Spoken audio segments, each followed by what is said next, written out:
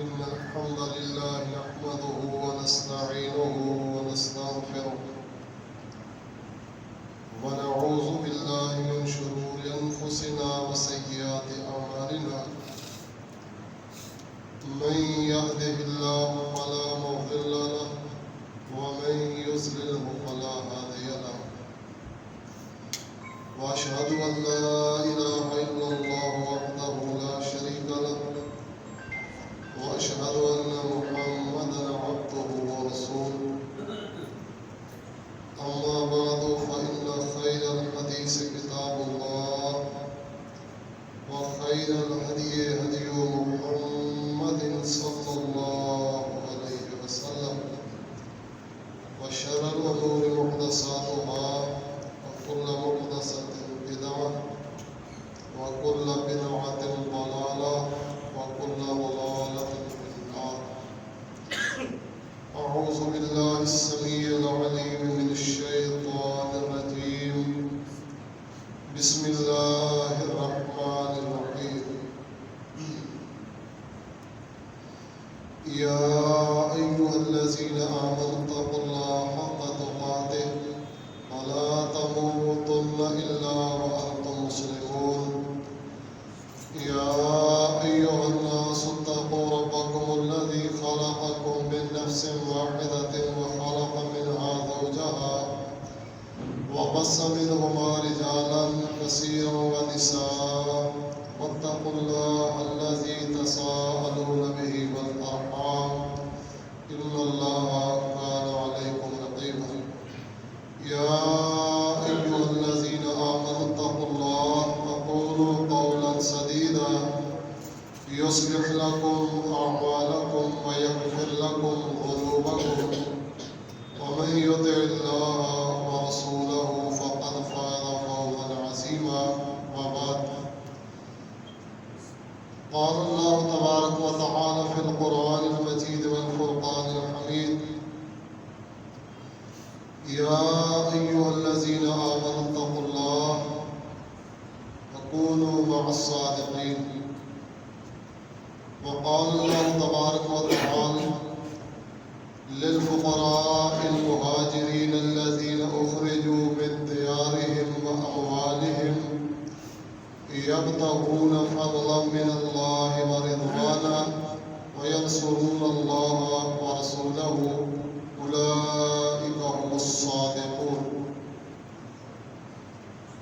وعن أنس بن مالك رضي الله تعالى عنه قال كنا لا نعرف الكاذب.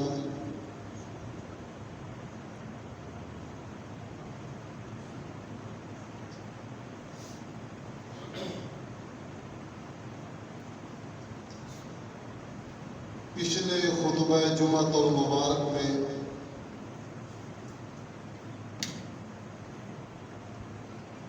میں نے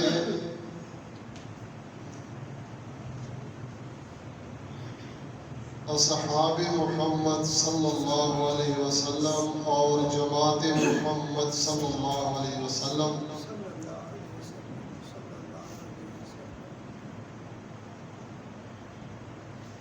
اولین مسلمانوں کی اور بہترین مسلمانوں کی امانت اور دیانت کا تذکرہ کیا تھا کہ وہ کس قدر امین تھے اور کس قدر امانت دار اور دیانت دار تھے کہ اللہ نے اس کائنات کی سب سے بڑی امانتیں ان کی سپرد فرمائی.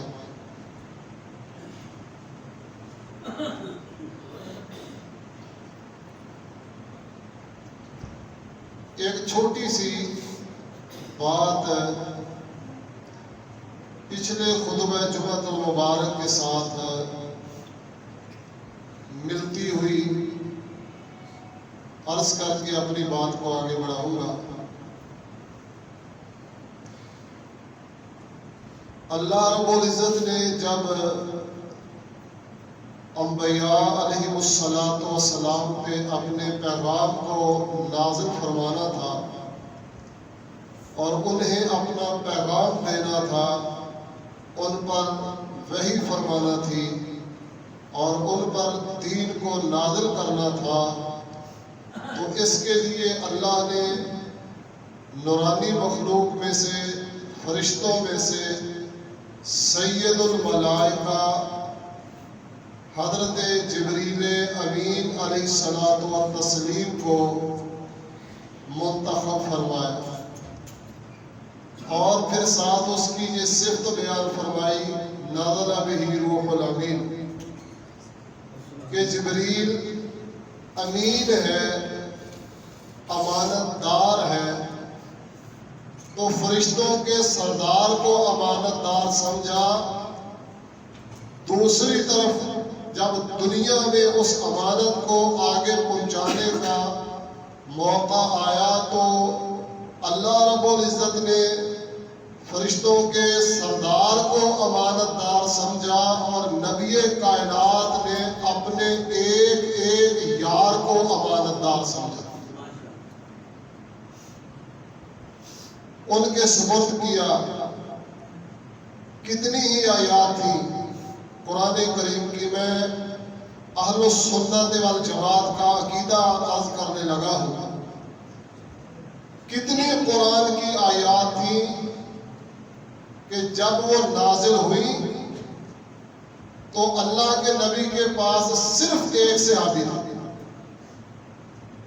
جب وہ قرآن کی آیت نازل ہوئی تو اللہ کے پیغمبر کے پاس صرف ایک صحابی تھے۔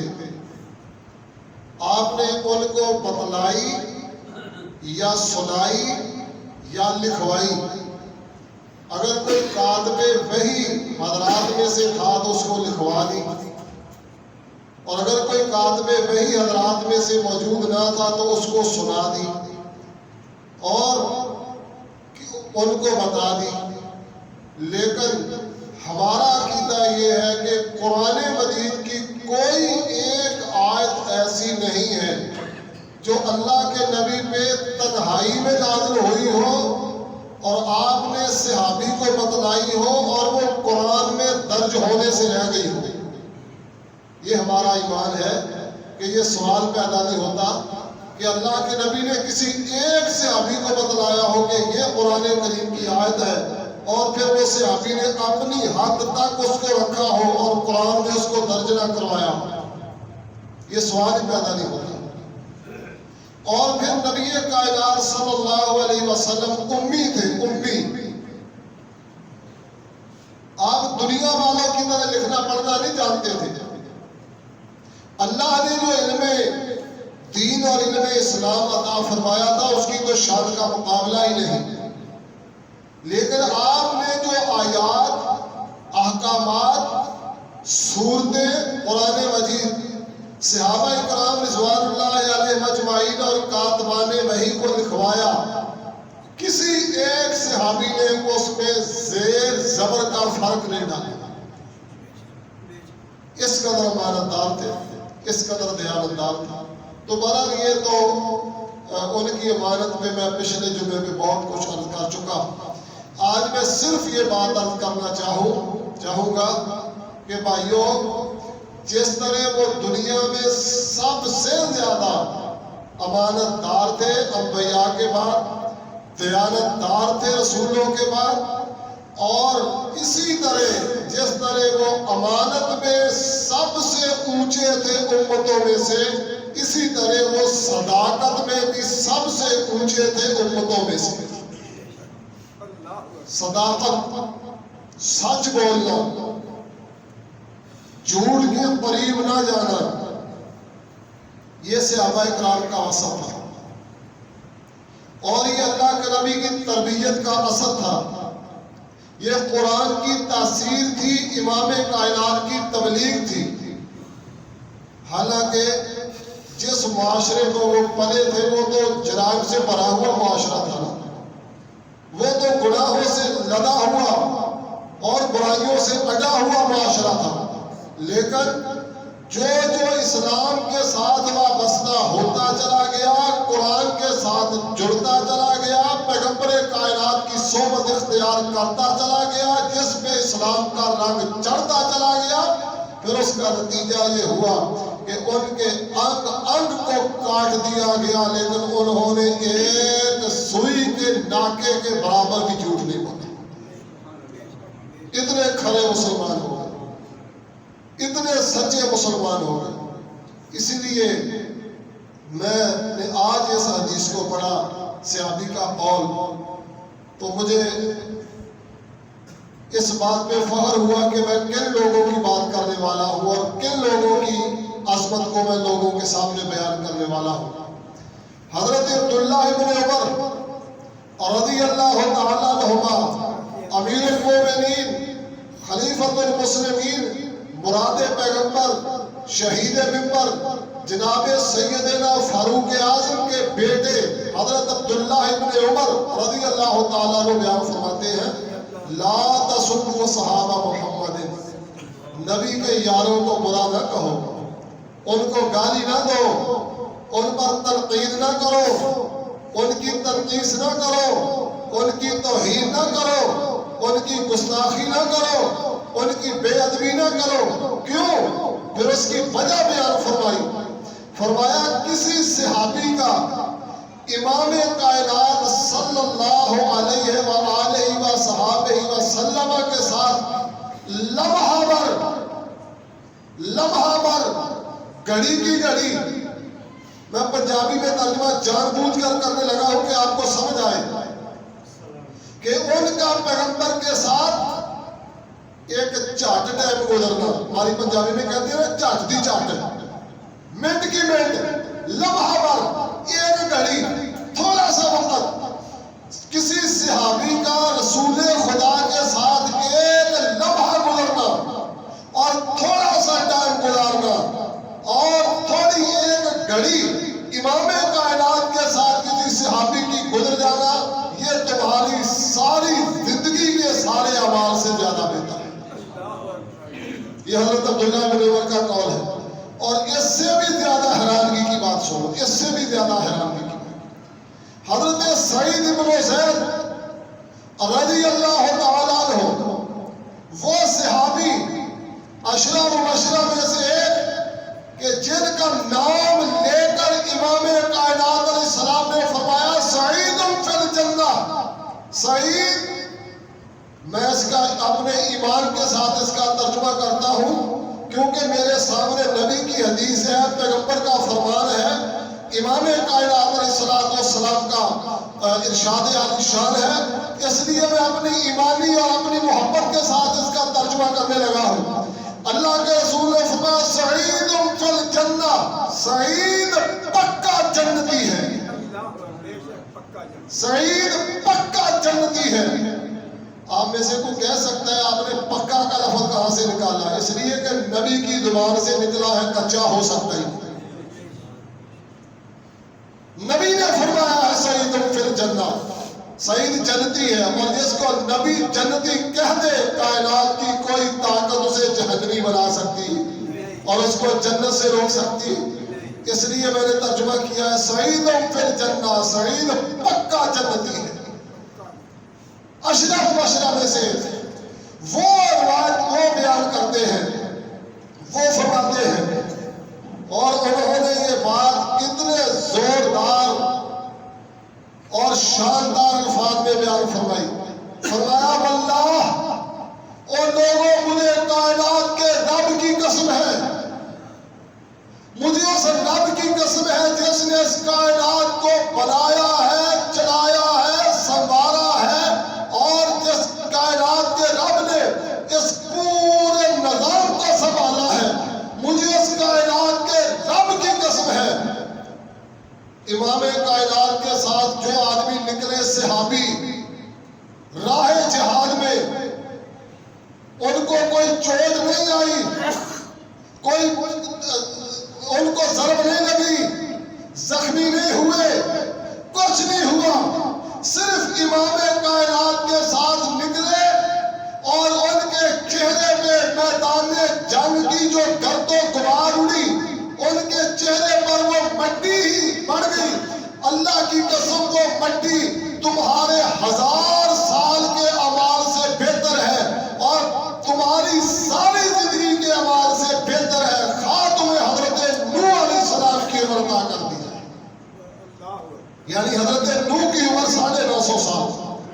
یہ تبلیغ کی عمر ہے. تبلیغ سے پہلے کی عمر بھی ملا لے تو تقریباً 1000 سال ہو.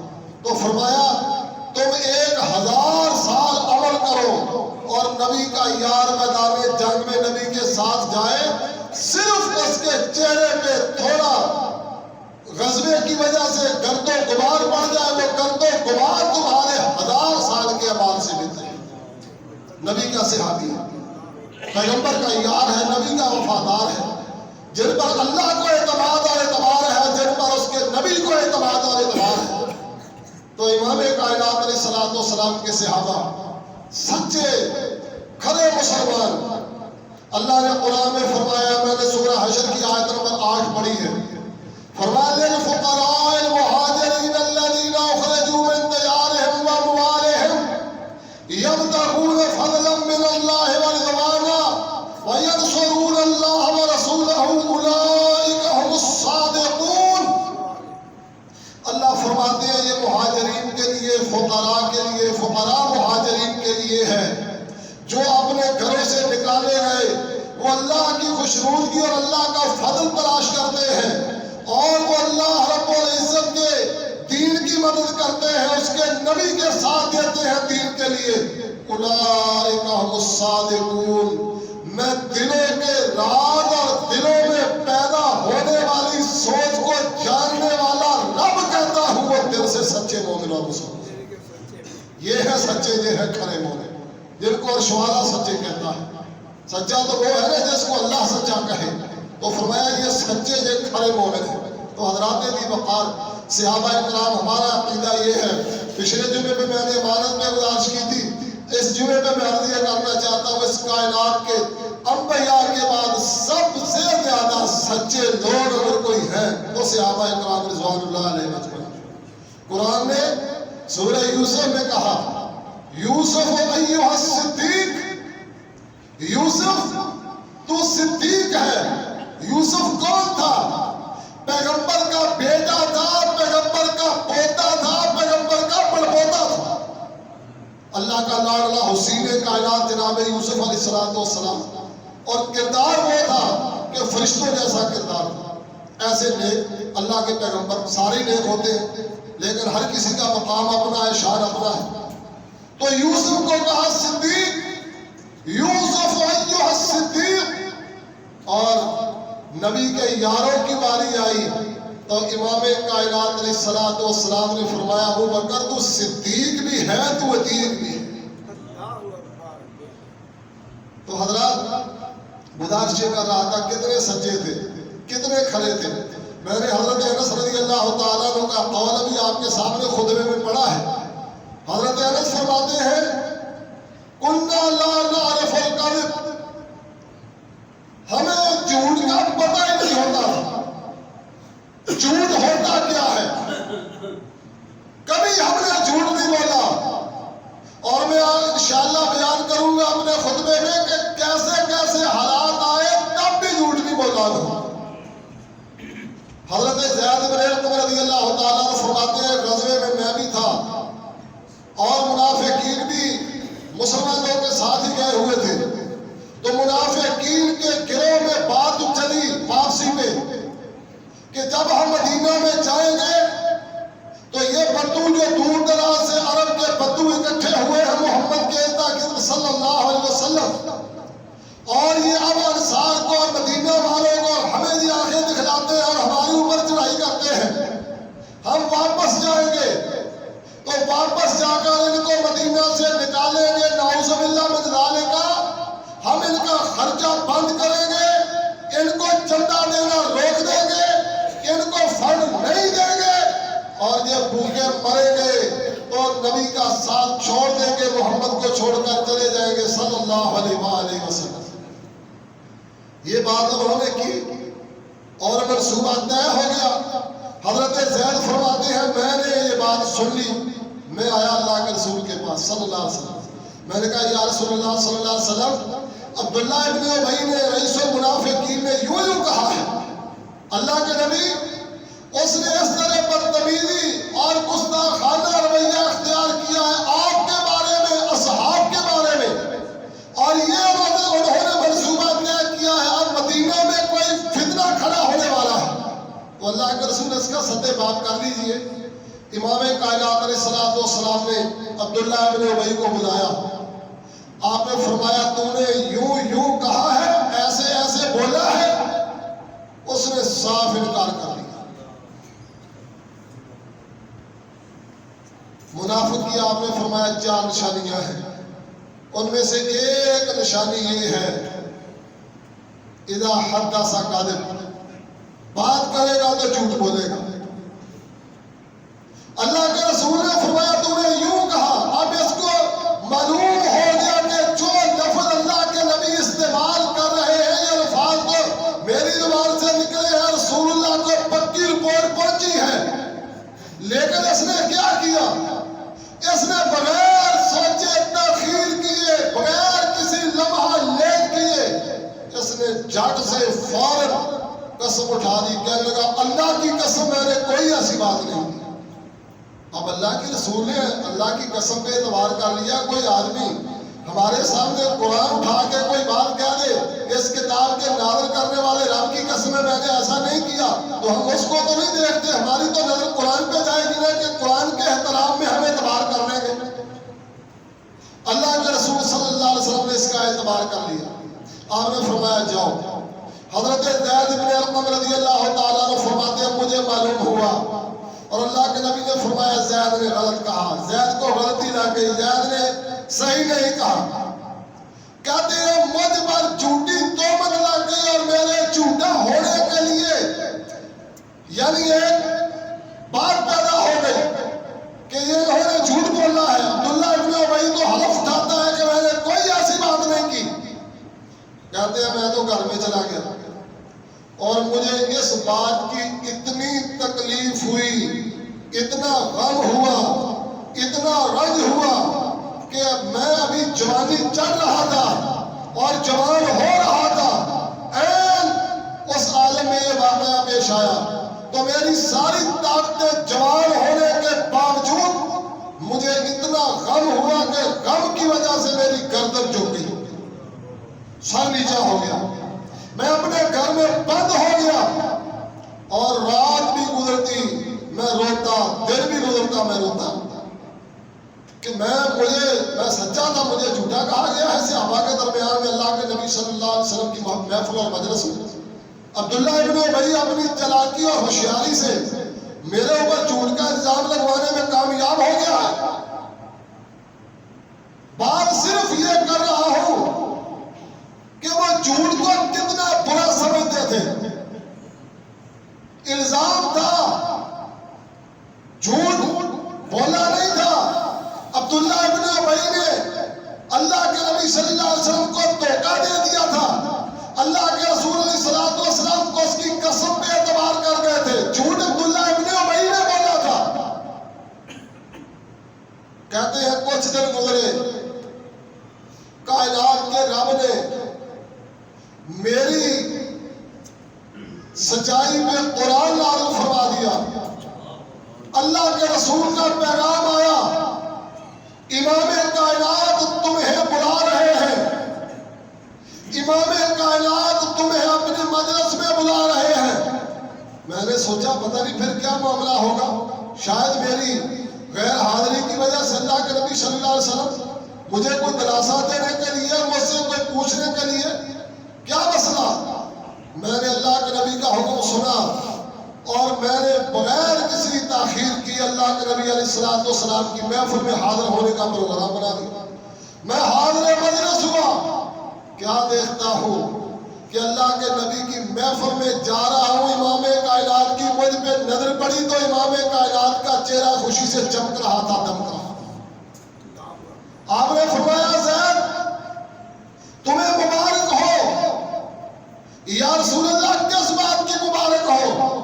فرمایا وہ بات جو تو نے مجھے بتلائی تھی کہ عبداللہ ابن ابی نے یوں یوں کہا ہے اور ایسی ایسی گستاخانہ باتیں کی ہیں, ایسا ایسا بے ادبی کا رویہ اختیار کیا ہے اور وہ حلف اٹھا کے اپنے آپ کو سچا ثابت کر کے چلا گیا تھا, جھوٹا حلف اٹھا کے. کائنات کے رب نے اس کو آسمانوں سے جھوٹا کہہ دیا ہے اور تیرے سچا ہونے کی سند کائنات کے رب نے قرآن میں قیامت تک کے لیے نازل فرما دی.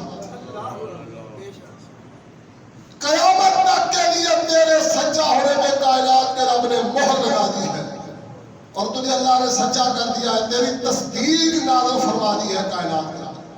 تو حضرات عرض یہ کر رہا تھا میں اس قدر سچے لوگ اس قدر سچ آشنا اور جھوٹ نا آشنا, جھوٹ سے اتنے کوسوں دور اور جھوٹ سے اتنے متنفر اور جھوٹ سے اس قدر دور لوگ تھے. سچائی صداقت ان کا رویہ تھا. حتیٰ کہ اس قدر حالات تھے کہ نجاشی کے دربار میں گئے, مکہ والوں نے مسلمانوں کا جینا حرام کر دیا, ان کا کھانا پینا روک دیا, بندشیں, قید, ضرورتیں, مصیبتیں, مشکلات, جیلیں اور اسی طرح اذیتیں. کیا دنیا کا ظلم تھا جو مکہ والوں نے امام کائنات کے صحابہ پہ کیا نہیں تھا مکہ المکرمہ. آپ وہ تصویریں اگر کتابوں میں لکھی ہوئی پڑھ لیں اور وہ نقشے آپ کتابوں کے اندر پڑھ لیں تو آپ کے رونگٹے کھڑے ہو جائیں کہ اس قدر صحابہ کرام پہ ظلم کیا گیا. اللہ کے نبی نے فرمایا اللہ نے تمہیں اجازت دے دی ہے, اب مکہ چھوڑ کر تم کہیں اور جا سکتے ہو. یا رسول اللہ جائیں کہاں؟ کہیں کوئی مسلمانوں کا ملک نہیں, مسلمانوں کا علاقہ نہیں, مسلمانوں کی حکومت نہیں, اسلامی حکمران نہیں, اسلامی نظام نہیں, مسلمانوں کے پاس کوئی اسلامی ریاست نہیں اور کوئی مملکت نہیں, کہیں ان کے لیے کوئی خطہ نہیں. جائیں تو کہاں جائے؟ جہاں سے جائیں گے تو باہر اور زیادہ مصیبتیں پڑ جائیں گی.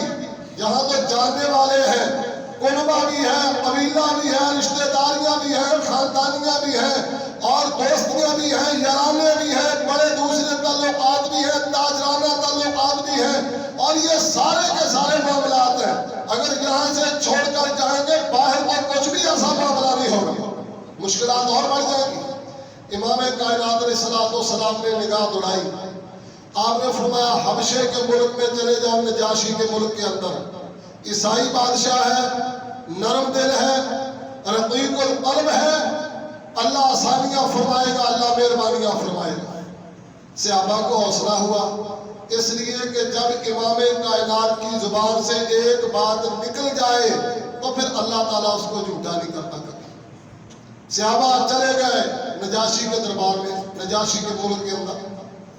کیا ہوا؟ مکہ والوں کو یہ گوارا نہ ہوا, مکہ والوں کو یہ بھی برداشت نہ ہوا, ان سے یہ بات صحیح نہ گئی کہ اب یہ باہر جا کر امن سے رہے, نفرت دیکھے. اور لوگوں نے خدا کے لیے تمہیں ایک بات کہنے لگا ہوں, وہ کافر تھے جب مسلمانوں کے پیچھے گئے اتنی دور, کافر تھے, ان کو اپنے کفر کی اتنی فکر تھی کہ دور تک اپنے کفر کی جنگ لڑنے کے لیے تیار تھے. آج مسلمان کی صورتحال یہ ہے کہ مسلمان اپنے گھر میں امن سے بیٹھا ہوا اسلام پہ عمل کرنے کے لیے تیار نہیں. کتنی ہم حمایت کرتے ہیں اسلام کی, کتنا تیرا میرا پیسہ ہے جو اسلام پہ خرچ ہوتا ہے. آنے دو قیامت, لے گا حساب اللہ تعالیٰ. کتنے خرچ ہو گئے انگریز کے نظام پہ, کتنے خرچ ہو گئے یورپ کے نظام پہ, کتنا کچھ خرچ ہو گیا جناب یہ نیٹ کے وہ سارے کے سارے بل اور فیسیں, اور کیا کیا کچھ کہاں خرچ ہوگی تیری دولت. و مسلمان بتلا ان میں سے وہ کون سی دولت ہے جو اللہ کے قرآن پہ خرچ ہوئی ہے, جو نبی کے فرمان پہ ثابت ہے. مولوی بیچارے مسجدوں میں بیٹھے ہوئے دعائی دیتے ہیں سپیکر کھول کر. حضرات جو بچے مسجدوں میں پڑھتے ہیں وہ مسجد میں آ جائیں. شہر میں تو شاید ایسا نظام نہیں ہے, دیہاتوں میں ایسا ہے. والدین کی منتیں کرتے ہیں سپیکر کھول کر. جن کو فری پڑھانا ہے, جن کو مفت پڑھانا ہے, جن سے ایک ٹکا پائی پیسہ نہیں لینا, ان کی منتیں کرتے ہیں سپیکر کھول کر. حضرات جو بچے مسجد میں پڑھتے ہیں ان کے والدین سے گزارش ہے کہ وہ اپنے بچوں کو اٹھائیں اور منہ ہاتھ دھو کر ان کو مسجد میں بھیج دیں. قاری صاحب بیٹھے انتظار کر رہے ہیں. اور سکول اور کالج کی باری آتی ہے پورے کے پورے گھر کو، یہ جان بوجھ کر لفظ کہنے لگا، سکول اور کالج میں باری آتی ہے تو پورے کے پورے گھر کو وقت پڑا ہوا ہوتا ہے، لیٹنا ہو جائے جگاؤ اس کو، اس نے منہ ہاتھ بھی دھونا ہے، ناشتہ بھی کرنا ہے، تیاری بھی کرنی ہے، بیگ بھی تیار کرنا ہے، اور اس کا کھانا بھی ساتھ دینا ہے، فیس بھی دینی ہے، گاڑی کا کرایہ، کیا کیا کچھ۔ وہ کافر تھے لیکن اپنے کفر کے لیے مخلص تھے، ہم مسلمان ہیں لیکن اسلام کے لیے مخلص نہیں۔ پہنچ گئے پیچھے نجاشی کے پاس، اس کو برگلایا، ابارا، اکسایا، پھسلایا اور یہ سبق پڑھایا، اے بادشاہ جانتے ہو تیرے ملک کے اندر باغیوں کی جماعت آ کے ٹھہری ہوئی ہے، باغی ہے، کن کے باغی؟ اور لوگوں سنو ذرا، باغی ہے، کن کے باغی؟ عرب کے 360 بتوں کے باغی، باغی ہے، کن کے باغی؟ والدین کے رسم و رواج والے دین کے باغی، باغی ہے، کس چیز کے باغی؟ اپنے خاندان کے رسم و رواج کے باغی، ان کی عادات کے باغی۔ کہتے کیا ہے؟ کہتے یہ ہے کہ کائنات میں اگر کوئی اس کائنات کو پیدا کرنے والا ہے، بنانے والا ہے، چلانے والا ہے، پالنے والا ہے، بندوں کو بخشنے والا ہے اور پوری کائنات کو سنبھالنے والا ہے، ذرے ذرے پہ جس کا کنٹرول ہے وہ اللہ وحدہ لا شریک ہے، اس کا کائنات میں کوئی بھی شریک۔ یہ کہتے ہیں۔ بادشاہ نے کہا ٹھیک ہے، صبح کا وقت آنے دو، دربار سجے گا، محفل لگے گی، بلایا جائے گا، تم بھی آنا۔ گئے ہلکارے، تلاش کیا، کہاں ہے؟ فلاں جگہ پہ ٹھہرے ہوئے۔ کہا صبح بادشاہ کے پاس اتنے ٹائم پہ حاضر ہونا۔ ام المومنین فرماتی ہیں، ام سلمہ وہ بھی اس سفر میں ساتھ تھی، وہ فرماتی ہے صحابہ رات مشورہ کرتے رہے، اب بادشاہ عیسائی ہے، اور عیسائی وہ ہے جو اللہ کے نبی عیسیٰ کو اللہ کا بیٹا مانتے ہیں۔ رسول اللہ کے زمانے میں یہ عقیدہ آ چکا تھا کہ لوگ، عیسائیوں کا یہ عقیدہ تھا، قرآن نے بیان کیا ہے، وقالت اليہود عزیر ابن اللہ وقالت النصارى المسیح ابن اللہ، عیسیٰ اللہ کا بیٹا ہے۔ یہ رسول اللہ صلی اللہ علیہ وسلم کے زمانے میں عیسائیوں کا عقیدہ تھا، اب تو اس سے بھی آگے نکل گیا۔ بادشاہ عیسائی ہے اور اس کا تو عقیدہ ہے کہ عیسیٰ اللہ کا بیٹا ہے، اور یہ اللہ تین ہے، ایک نہیں، تین مل کر اللہ ہے، اور پھر ہم اپنے وطن سے دور بھی ہیں، بادشاہ بھی ہے وہ، اور یہاں نہ کوئی ہمارا رشتہ دار، نہ کوئی ہمارا دوست، نہ کوئی ہمارا عزیز و اقارب، نہ کوئی کاروباری شریک، نہ کوئی ہمارا قبیلہ، نہ کوئی ہماری قوم، کوئی بھی نہیں۔ اب کریں تو کیا کریں؟ کتنی مشکل میں جان پھنسی ہوئی ہے، اللہ اکبر، کتنی اپنے وطن سے دور ہیں، اور ان حالات کی پیچھے امام کائنات کو خبر بھی نہیں دے سکتے، نہ ٹیلی فون تھا، نہ یہ زمانہ تھا، اور صبح حاضری ہے، کریں تو کیا کریں؟ جھوٹ بول دیں بادشاہ کے سامنے، کوئی غلط بات کہہ دیں، بادشاہ کو وہ منڈا منڈا ڈال دیں اور بادشاہ کو برگلا پھسلا کے قائل کر لیں۔ حضرت جعفر طیار رضی اللہ تعالیٰ عنہ فرماتے ہیں مشورہ جاری تھا، ہم نے متفقہ طور پہ یہ فیصلہ کیا کہ بیرون ملک، اپنے وطن سے دور، امام کائنات سے دور، ہماری گردنیں کاٹ دی جائے، ہمارا قیمہ بنا دیا جائے، ہمارا آنگن اڑا دیا جائے، ہمارا سینہ چیر دیا جائے، لیکن اسی طرح بادشاہ نجاشی کے سامنے سچ کہیں گے جس طرح امام کائنات کی محفل میں بیٹھ کر ہم نے سچ سیکھا ہوا۔ جان خطرے میں ہے، پورا قافلہ خطرے میں ہے، لیکن نہیں، کہیں گے وہی جو عرش والے نے قرآن میں نازل فرمایا ہے اور مدینے والے نے اپنی زبان سے فرمایا ہے۔ بادشاہ کے سامنے محفل لگی، مجلس سجی، بادشاہ نے پوچھا، یہ قریش کے نمائندے بھی موجود تھے، انہوں نے کہا بادشاہ پوچھئے ان سے، پوچھا کیا معاملہ ہے؟ کہا اللہ نے ہمارے درمیان ایک نبی کو بھیجا، ہم تو لڑنے والے تھے، شراب، جوا، زنا، قتل و غارت، رادنی، لوٹ مار، ظلم اور دنیا کا ہر جرم ہمارے اندر موجود تھا۔ اللہ نے ہمارے اندر ایک پیغمبر پیدا فرمایا ہے، اس نبی نے ہمیں تعلیم دی ہے، پاکیزہ تعلیم، وہ ہماری اخلاقیات کو سنبھالتا ہے، وہ ہماری عادات کو نکھارتا ہے، اس نے ہمیں رذائل سے بچنے کی تلقین کی ہے، اس نے ہمیں جرائم سے بچنے کی تبلیغ کی ہے، اور ہم اس کے پیروکار ہوئے ہیں، اور انہوں نے ہمیں وہاں سے دھکے دیے ہیں، مارا ہے، پیٹا ہے، نکالا ہے۔ بادشاہ ہم ان کے ستائے ہوئے تیرے ملک میں آئے ہیں، خوشی سے نہیں آئے، ان کے ستائے ہوئے آئے ہیں، ہم تو پہلے ہی ستائے ہوئے ہیں، اور اب بھی نہ چھیڑو ہمیں، ہم ستائے ہوئے ہیں، یہ صدمے جہاں کے اٹھائے ہوئے، سب کو چھوڑ چھاڑ کے صرف ایک دین کے لیے آئے۔ بادشاہ یکدم متاثر ہوا، اس نے کہا آرام سے رہیے، کوئی تمہیں تکلیف نہیں ہوگی ہمارے ملک۔ قریش نے سمجھا بادشاہ قائل ہو گیا، ان کی پھر جان چھوٹ گئی، یہ تو بچ گئے۔ انہوں نے ایک ایسا پتا کھیلا، چالاکی کی، کہا بادشاہ عیسائی ہے، کہا بادشاہ آپ عیسائی ہیں، ذرا ان مسلمانوں سے عیسائی حضرت عیسیٰ کے بارے میں بھی پوچھ لیں گے، آپ کے عقیدے کو بھی نہیں مانتے۔ ہائے ہائے ہائے، اب وقت تھا، بادشاہ نے پوچھا حضرت عیسیٰ ابن مریم کے بارے میں تمہارا کیا خیال ہے؟ حضرت عیسیٰ علیہ السلام کے بارے میں تم کیا کہتے ہیں؟ مسیح کے بارے میں تمہارا عقیدہ کیا ہے؟ اب یہ ایسا موقع تھا کہ سر پہ لٹکتی ہوئی تلوار تھی، ذرا سا یوں ہوا تو گردنیں کٹ جائیں۔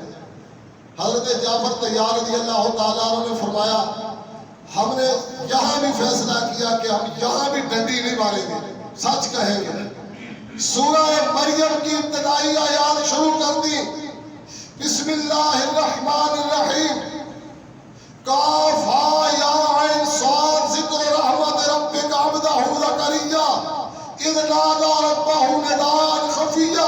پڑھتے گئے پڑھتے گئے پڑھتے گئے، آگے جا کر دوسرے رکوع میں حضرت عیسیٰ علیہ السلام کا ذکر آیا، اور اس ذکر کے بعد حضرت عیسیٰ علیہ السلام کا وہ پورے کا پورا کلام جو قرآن نے نقل فرمایا ہے، انی عبد اللہ، میں اللہ کا بندہ ہوں، اور حضرت مریم کا کلام جو قرآن نے نقل فرمایا ہے، یہ سارے کا سارا گزر گیا۔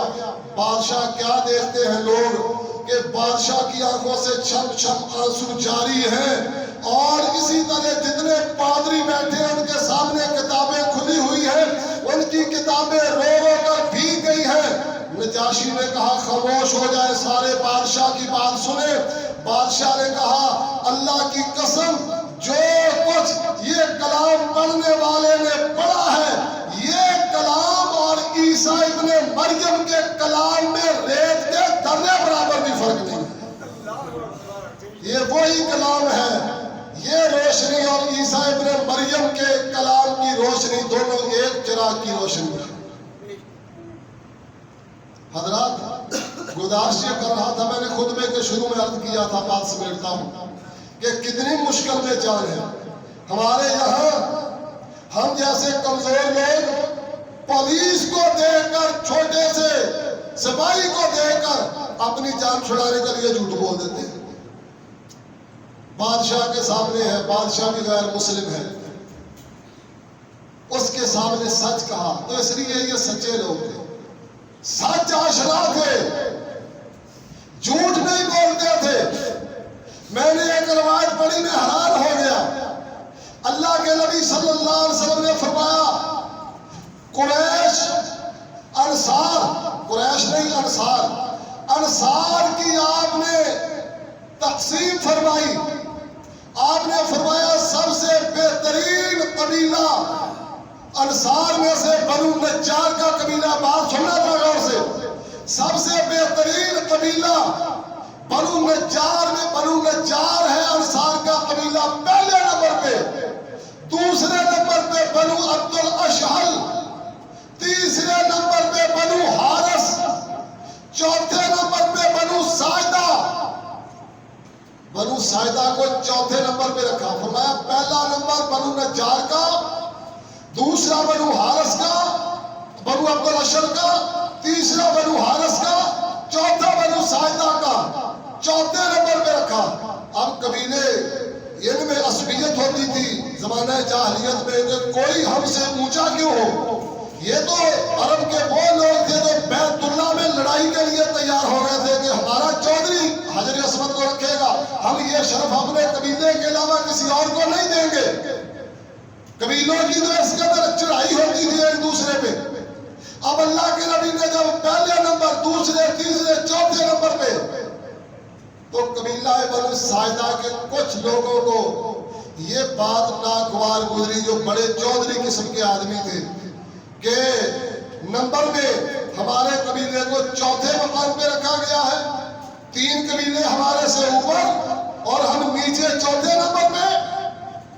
اللہ کا کرنا ایسا ہوا ہے، ایمان صحابہ کا، صداقت صحابہ کی، اللہ کا کرنا ایسا ہوا اس حدیث کو جو راوی روایت کرنے والا تھا اس کا تعلق بھی قبیلہ بنو ساعدہ سے تھا جس کو اللہ کے نبی نے چوتھے نمبر پہ بیان فرمایا۔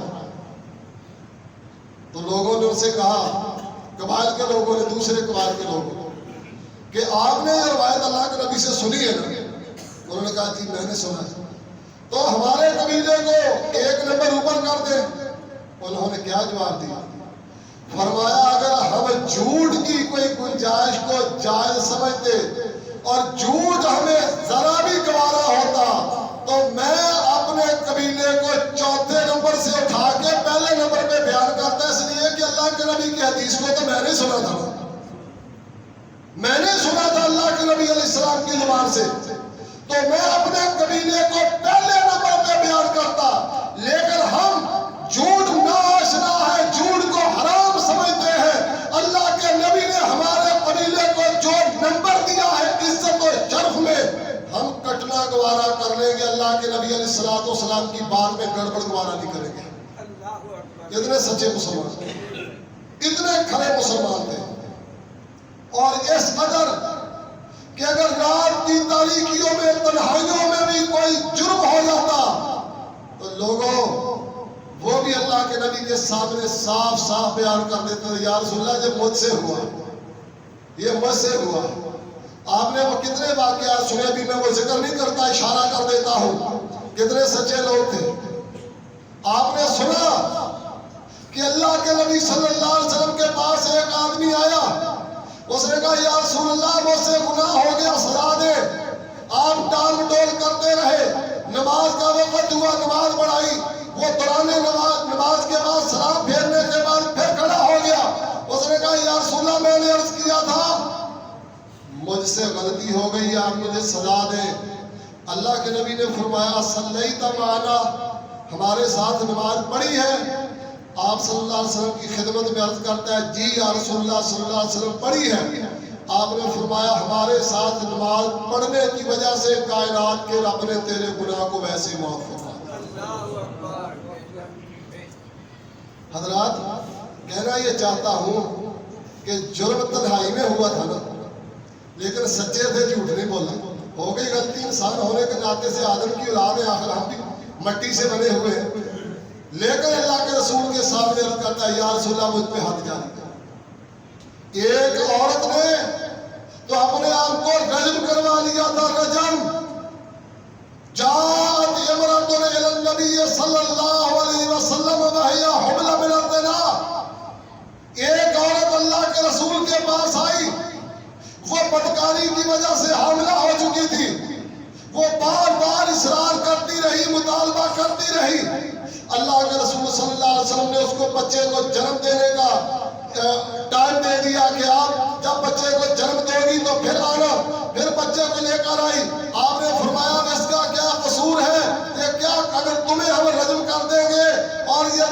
گا، دودھ پیتا ہے تو یہ کیسے پلے گا، بڑا ہوگا، اس کی پرورش کون کرے گا؟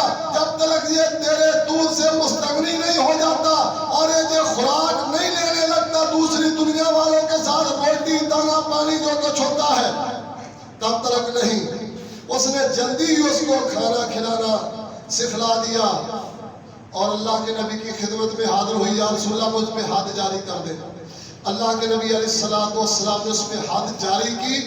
روایات میں آیا ہے ایک صحابی نے جب پتھر مارا، خون کا فوارہ چھوٹا، اس کے جسم پہ پڑا، اس نے کوئی ایسی بات کہی کہ کوئی ایسے الفاظ کہے جو نامناسب تھے، اللہ کے رسول علیہ السلام نے فرمایا خاموش ہو جاؤ، اس نے ایسی توبہ کی ہے، ایسی توبہ کی ہے، اگر کائنات کا رب اس کی توبہ کو مدینہ کے 70 گناہگاروں میں تقسیم کر دے تو اکیلی کی توبہ 70 آدمیوں کے جنت میں جانے کا سبب بن جائے۔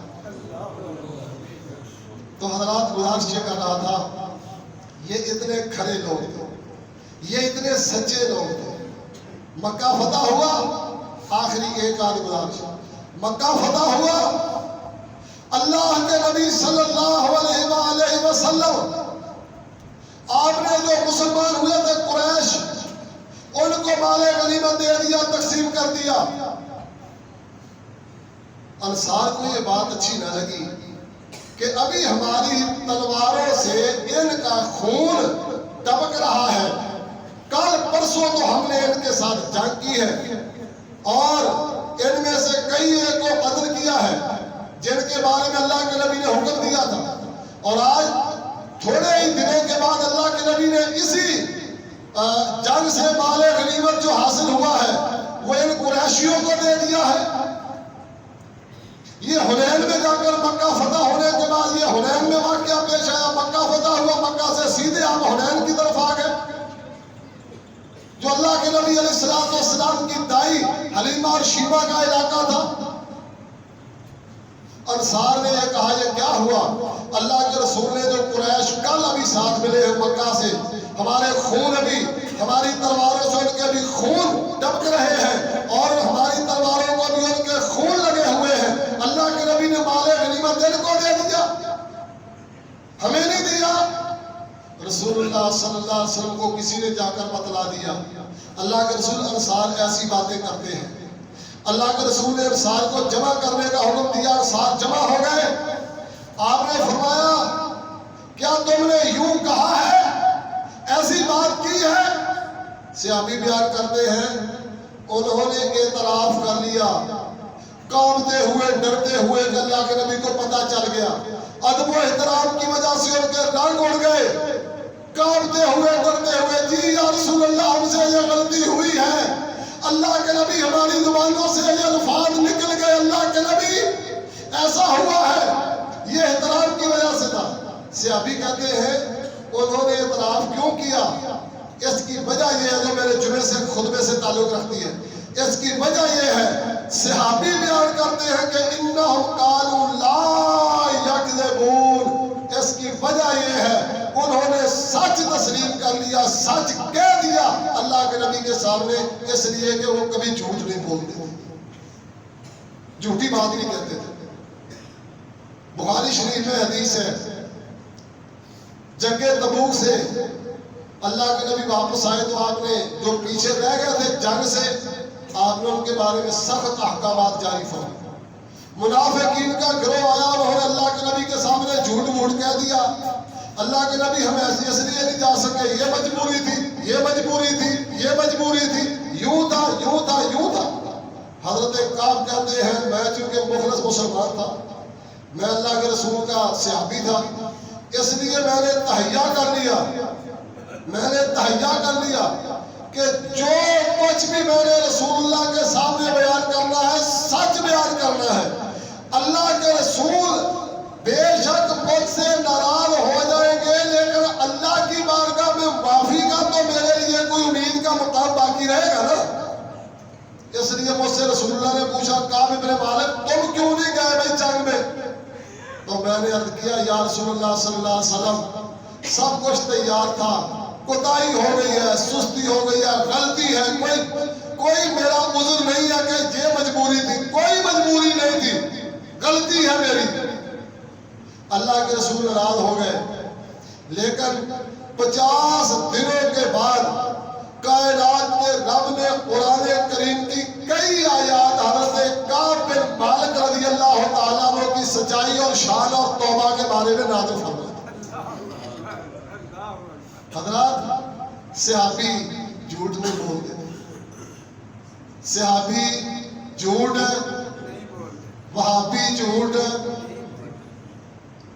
میں نے آپ کو کئی مرتبہ سنایا ہے نا، ہندوستان کا وہ بابا الہی بخش کہ انگریز کی عدالت میں مقدمہ تھا ہندو اور مسلمانوں کا، تو جج نے پوچھا، ادھر سے بھی سینکڑوں بندے آتے ہیں، ادھر سے بھی سینکڑوں بندے تاریخ پہ، تفتیش پہ اور پیشی پہ آتے ہیں، سمجھ نہیں آتی کیا کروں؟ کہا کیسے پوچھوں؟ دونوں پارٹیوں سے پوچھا، کوئی بندہ ہے جس پر دونوں اعتماد کریں؟ مسلمانوں سے پہلے ہندوؤں سے پوچھا، ہندوؤں نے کہا ہاں فلاں بندہ ہے۔ مسلمانوں سے پوچھا کہ فلاں بندے پہ اعتبار ہے؟ کہا جی ہاں۔ ہندوؤں سے پوچھا کہ تم اس پہ اعتبار کیوں کرتے ہو؟ انہوں نے کہا یہ بابا وہابی ہے اور وہابی کبھی جھوٹ۔